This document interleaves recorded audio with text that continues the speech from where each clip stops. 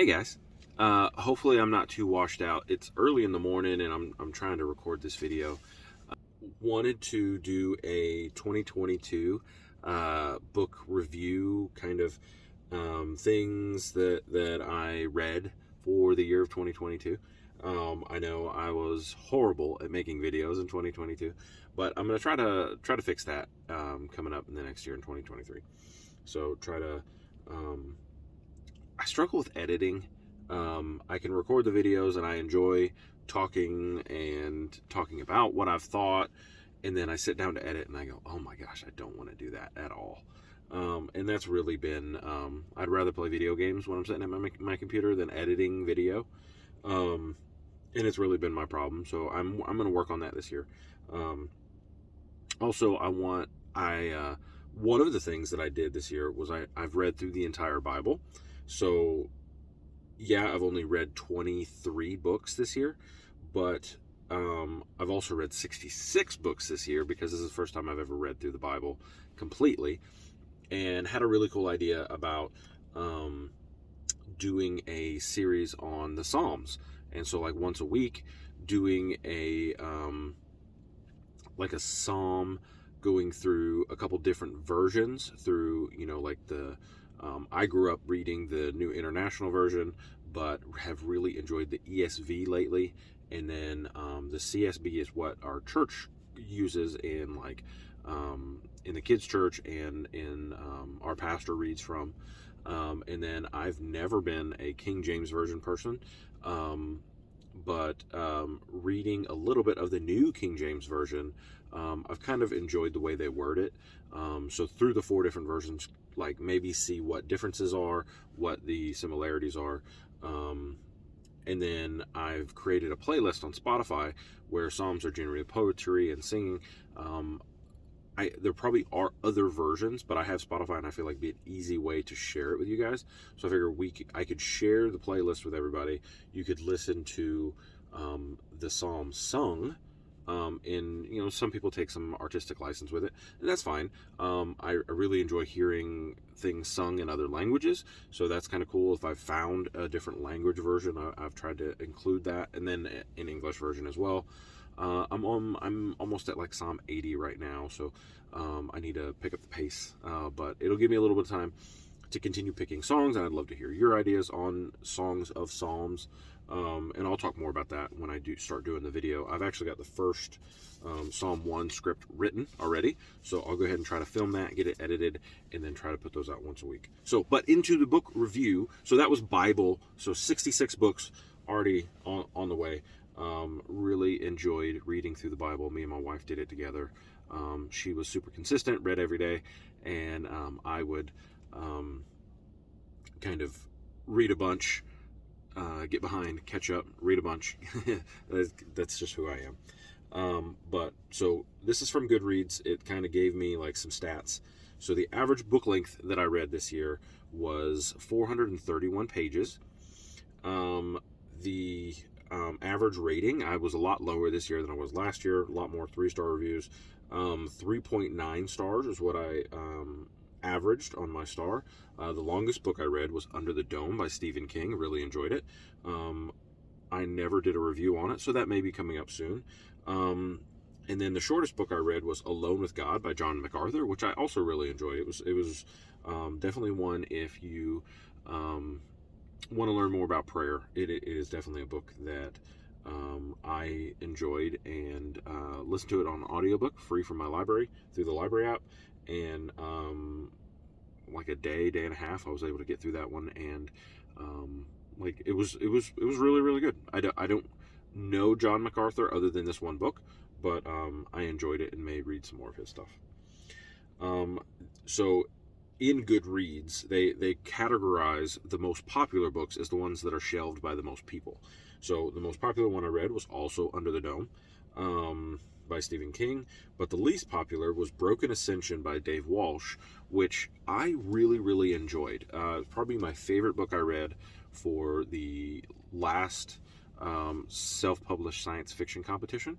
We're getting closer to the end.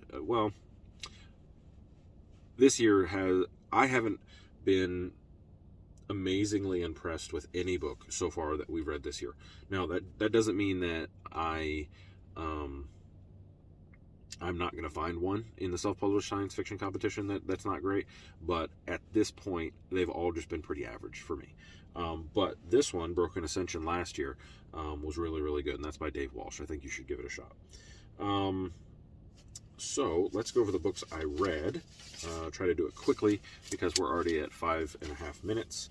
So first book of the year was Guns of the South by Harry Turtledove. It was an interesting story about if the South won the Civil War and how things would go out. I think it was a very... he showed a lot of grace to the South and how they would have reacted, and I don't think it would have gone that way. But he had a very hopeful view of what would have happened if the South won the war. Also Broken Ascension, which I talked about, very, very good. Deadbeat, continuing my journey with Harry Dresden. That was by Jim Butcher. Learn to Earn by Peter Lynch. It was a free audiobook on YouTube. Really interesting to see, like he talked about going to the newspaper to get your stock picks, but he had some great nuggets of just good investing knowledge. Yeah, it's a little outdated, but the meat that's still there, all the extra stuff like going to the newspaper or calling your broker, all that kind of stuff you don't have to do anymore because of internet, but just the way he talked about investing was really, really good. And that's by Peter Lynch, if I didn't say that. I finally read The Sword of Destiny by Andrzej Sapkowski, which is one of the Witcher books. I'm not loving The Witcher. I want to, because I love the video game, but not particularly loving the show, and not particularly loving the books, but I still love the video games. American Lion, which is Andrew Jackson's biography. There's a live stream that I'll try to link in this video where I talk about this book and just Andrew Jackson in general. Not my favorite president, but John Meacham did a really good job describing him and what he was going through, what he did, that kind of thing. Arm of the Sphinx so Arm of the Sphinx, I was about halfway through last year, and then I finished it this year. And then The Hod King is the next book in the series, and I need to read The Fall of Babel. That is the book that I hopefully will read this year, and that's by Josiah Bancroft. I read book 2 and 3 of the Bobaverse books. I can't remember what they are. I wrote the Bobaverse books on here, so but those are by Dennis E. Taylor. That series is just spectacular. Some of the God theology stuff he did, I was like, whatever. But I just loved the way that he took an approach to cloning and AI and all of that. I just really enjoyed his approach to all that. The Order War by L.E. Modisett Jr., continuing in the Recluse series. This is one that is a reread for me, and I loved it as much this time as I did last time. The Forever War by Joe Haldeman. I need to do a review on this one. I found myself just so moved by this book.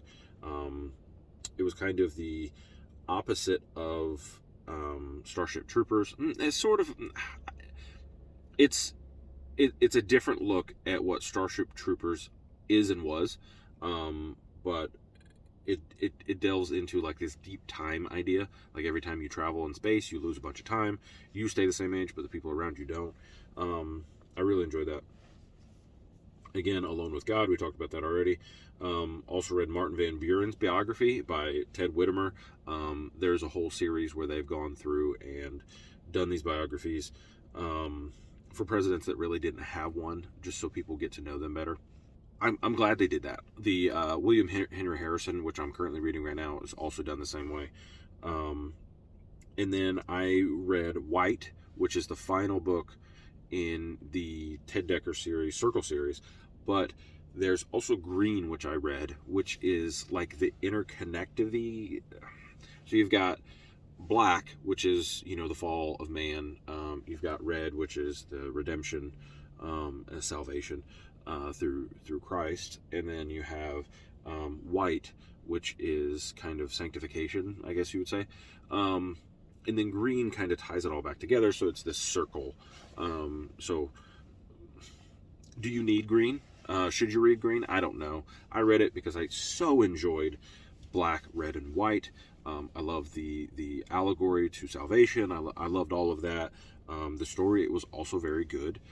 It wasn't just, hey, let me tell you about, what Jesus has done for me kind of thing. It was told in a way that even if you didn't care anything about Christianity, I think you could enjoy the story, and enjoy the story just as a story. But then green kind of tied it all back together, and I didn't really enjoy the way that it worked, but I still love the Circle series. I think it was a great thing that was done. Again, we talked about Under the Dome. I'd love to do a review on Under the Dome. I commented on my Discord that Stephen King is the only person that can get you to root for meth heads and go, yeah, the meth heads are the right. Like, the meth heads are the one that know. I found myself rooting for them, just in the whole story. Crazy story. Really, really good. I need to watch the TV show. I've heard it's not very good, but kind of like there's so much King filmography, like their TV series and books and stuff like that. So like I enjoyed when I read The Stand and I watched the miniseries with Rob Lowe and those people. I enjoyed it because I knew where it was coming from. So, like, the next book I read was The Mist by Stephen King, and I enjoyed the movie because I understood where it was coming from and, like, what it was trying to do.